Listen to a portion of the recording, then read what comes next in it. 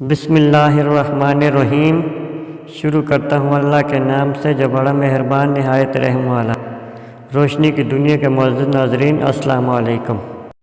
رات اور دن کے فرشتے۔ حضرت ابو ہریرہ رضی اللہ تعالیٰ عنہ سے روایت ہے کہ رسول اللہ صلی اللہ علیہ وآلہ وسلم نے فرمایا، تمہارے پاس رات اور دن کے فرشتے یکے بعد دیگرے آتے ہیں، اور عصر اور فجر کی نمازیوں میں 2 وقت کے فرشتے اکٹھے ہوتے ہیں۔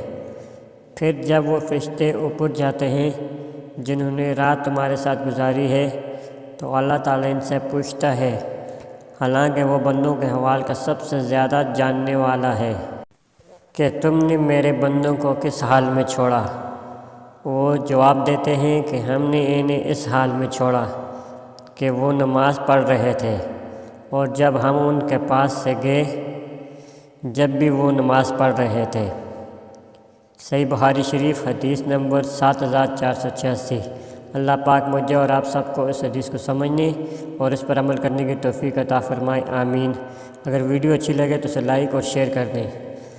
جزاک اللہ۔ السلام علیکم۔ اللہ حافظ۔